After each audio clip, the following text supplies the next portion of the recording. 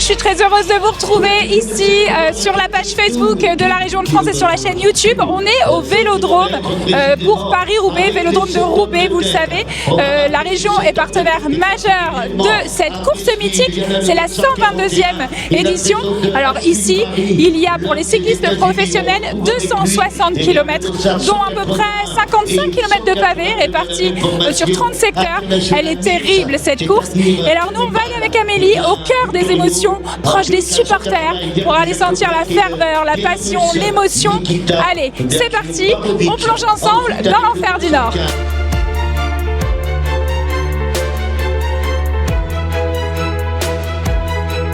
Et je vous embête, messieurs. Pourquoi vous emmenez des jumelles, Marc ? Parce que je suis un peu myope et ça m'arrange très bien pour regarder en loin dans la course. On vient déjà pendant une trentaine d'années. Et alors, qu'est-ce qui fait que vous venez toujours voir cette course mythique ?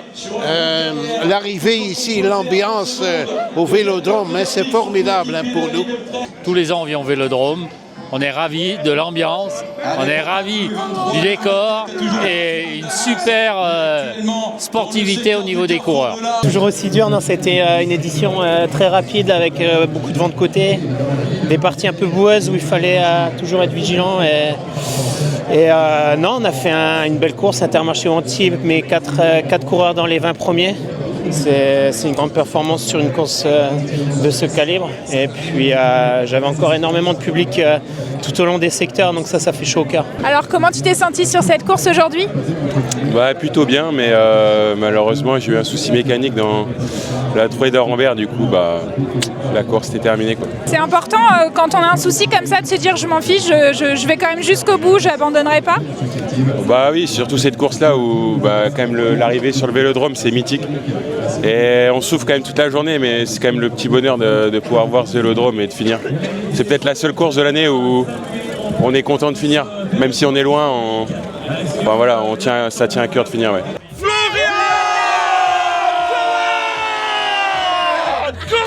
Bon alors visiblement Rob, tu encourages Florian. Oui, donc nous sommes ici chaque année. Nous sommes le club supporter de Florian Vermeers. Il était deuxième, je pense que c'était 3 ans passés.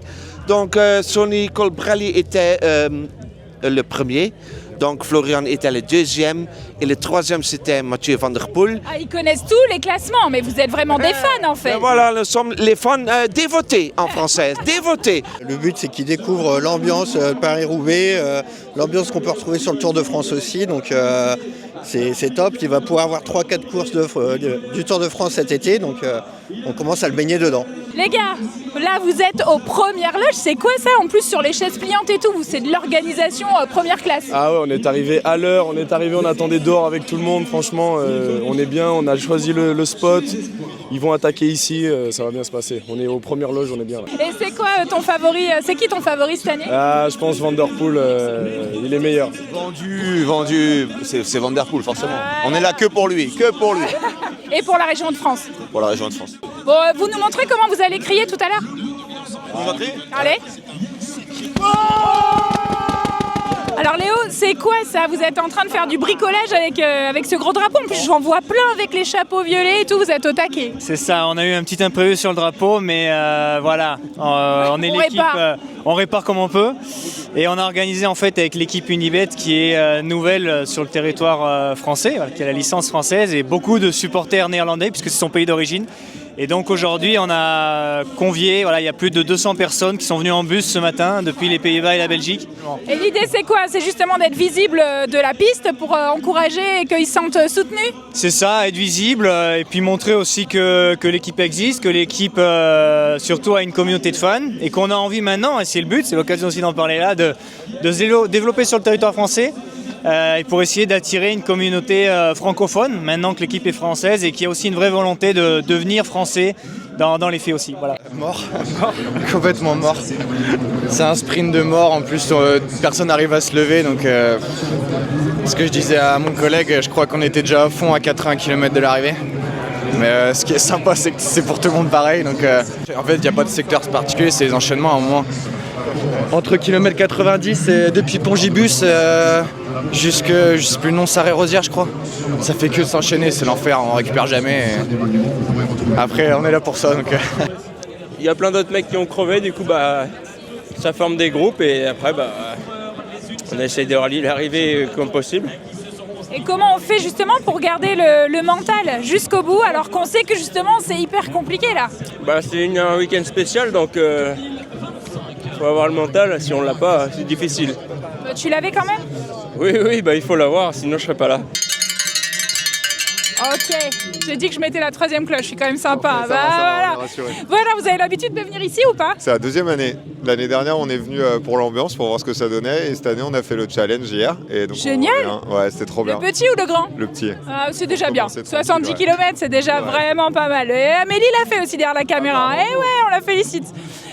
Et alors du coup, forcément, tu t'es dit, je reviens. L'ambiance était folle. Ouais, on a adoré la région, on a visité un peu, on était entre potes, donc c'était trop bien, on a trop kiffé l'ambiance du village et puis à l'arrivée au Vélodrome et tout, donc on profite. Alors je suis avec Alain Bondu, c'est le spécialiste de tous les spécialistes, tu la connais bien cette piste-là toi hein?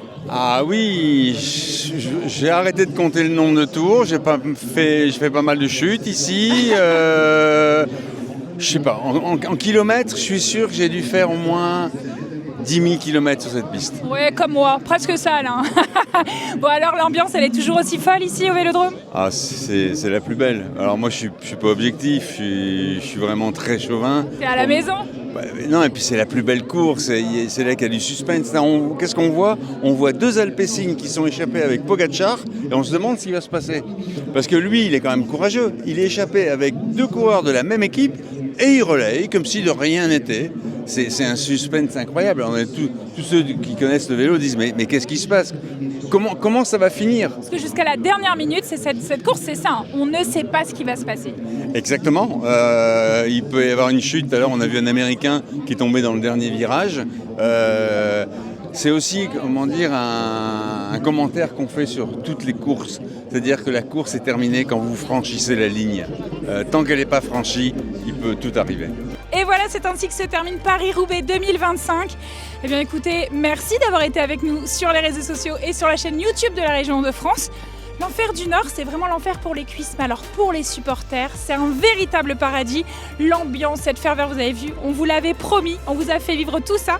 On se retrouve très vite avec la région de France pour de nouvelles émotions. Et puis quant à moi, je vais essayer de trouver un petit vélo quelque part. Je vais m'entraîner. Peut-être que l'année prochaine, on se retrouvera sur la ligne de départ. Bisous, bisous!